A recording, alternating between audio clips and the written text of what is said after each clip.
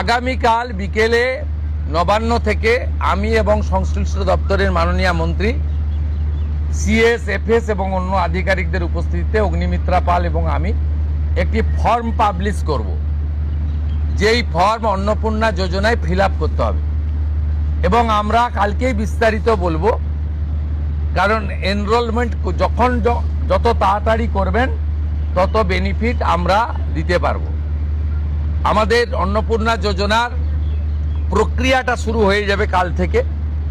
যেমন যেমন form fill up হবে তেমন তেমন ৩,০০০ টাকা ট্রান্সফারও শুরু হয়ে যাবে।